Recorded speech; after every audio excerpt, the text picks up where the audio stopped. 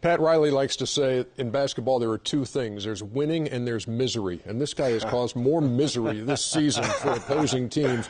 I think at last count you had, 47 game winners this year. It just seems that way. Yep. Is there anything in your mind that stands out when you see, the clips like that back to back to back to back?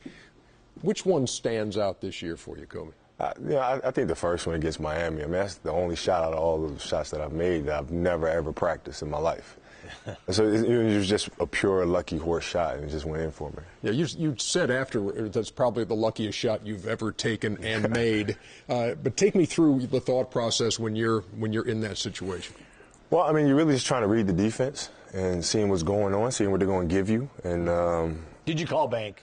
Actually, I can only bank it because D Wade's hand was sitting right there. So the only thing I could do is put it up high enough. Make sure you got it out. Right. I mean, that's the only thing I could do. But I was just trying to get space and go to the middle, and but I slipped a little bit, lost my footing, and the only thing I had was a one-legged runner. So when you get that ball in those positions, everybody in the arena believes you're going to score, and we know you can pass and set people up. But what's the first thing you think about? Do you first think, I'm going to score depending on how it goes? Then if it cuts off, then I'll pass it? Because, I mean, we know you can hit those shots. Or what's your thought process? I kind of already know how they're going to play me, generally. Just from playing against these teams with different coaches, I kind of know what they do in those situations and what they've been doing throughout the course of the game. So we try to put them in positions where they have to make decisions and make them pretty quickly. Mm-hmm. And, I mean, you know how it is when you're playing. You got a second to make a decision. Do I go? Do I not go?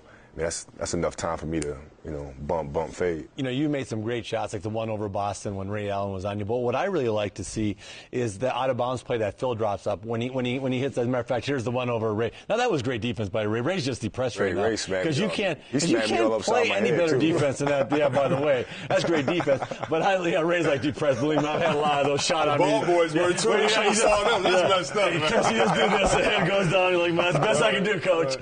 But I like to play when you play the split game with the guy taking out of bounds. You hit Paul Gasol and you get into that split game there. That puts a lot of pressure on the defense because you're running that flare screen on the weak side. So you kind of know you're going to be, for a second or two you're going to be manned up on that side because of the play. They're going to have to do something. Yeah.